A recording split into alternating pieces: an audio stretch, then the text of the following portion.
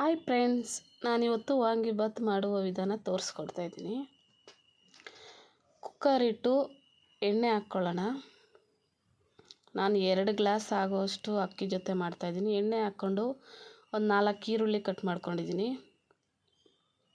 ಅದನ್ನು ಎಣ್ಣೆಗೆ ಹಾಕ್ಕೊಂಡು ಎಣ್ಣೆ ಕಾದಾದಮೇಲೆ ಅದ್ರ ಜೊತೆಗೆ ಒಂದು ಸ್ವಲ್ಪ ಬಟಾಣಿ, ಇದು ಒಣಗಿದಿರೋದು ನೆನೆಸಿರೋದಕ್ಕೆ ಈರುಳ್ಳಿ ಜೊತೆಗೆ ಫ್ರೈ ಮಾಡಿಕೊಂಡು ಚೆನ್ನಾಗಿ ಬೇಯುತ್ತೆ ಅಂತ ಟೊಮೊಟೊ ಹಾಕ್ಕೊತಾ ಇದ್ದೀನಿ.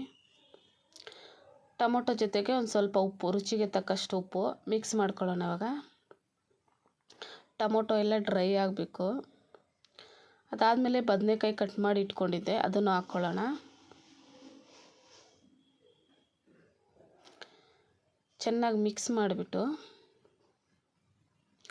ಸ್ವಲ್ಪ ಶುಂಠಿ ಬೆಳ್ಳುಳ್ಳಿ ಪೇಸ್ಟು ಅದನ್ನು ಚೆನ್ನಾಗಿ ಹುರ್ಕೊಂಬಿಟ್ಟು ಅಕ್ಕಿ ಹಾಕ್ಕೊಳ್ಳೋಣ. ಈಗ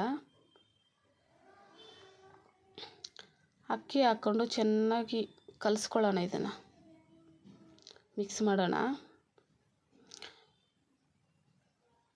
ಮಿಕ್ಸ್ ಮಾಡಿಬಿಟ್ಟು ವಾಂಗಿಬಾತ್ ಪೌಡ್ರು 2 ಗ್ಲಾಸ್ ಅಕ್ಕಿಗೆ 2 ಪ್ಯಾಕೆಟ್, 10 ರೂಪಾಯಿ ಪ್ಯಾಕೆಟ್ 2 ಪ್ಯಾಕೆಟ್ ಹಾಕ್ಕೊತಾ ಇದ್ದೀನಿ ನಾನು.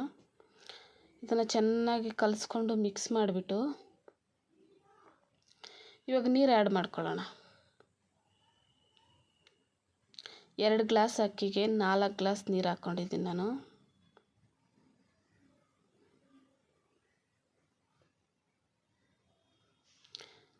ಇವಾಗ ನಿಂಬೆಹಣ್ಣು ರಸ 2 ಗ್ಲಾಸ್ ಅಕ್ಕಿಗೆ ಅರ್ಧ ನಿಂಬೆಹಣ್ಣು ಸಾಕು.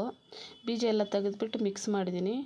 ಇವಾಗ ಒಂದು ಸ್ವಲ್ಪ ಉಪ್ಪು ಖಾರ ನೋಡಿಬಿಟ್ಟು, ಉಪ್ಪು ಕಮ್ಮಿ ಇದ್ದರೆ ಹಾಕ್ಕೊಂಡು ವಿಸಿಲ್ ಹಾಕ್ಕೊಳ್ಳೋಣ. ಒಂದೇ ವಿಸಿಲೇ ಸಾಕು ನೋಡಿ. ಇವಾಗ ಎಲ್ಲ ಮಿಕ್ಸ್ ಮಾಡಿಕೊಂಡು ಒಂದು ಸ್ವಲ್ಪ ಕೊತ್ತಂಬರಿ ಸೊಪ್ಪು ಆ್ಯಡ್ ಮಾಡ್ಕೊಳ್ಳೋಣ. ಇದಕ್ಕೆ ಹಾಕ್ಕೊಂಡು ಚೆನ್ನಾಗಿ ಕಲಿಸ್ಕೊಳ್ಳೋಣ, ಮಿಕ್ಸ್ ಮಾಡೋಣ.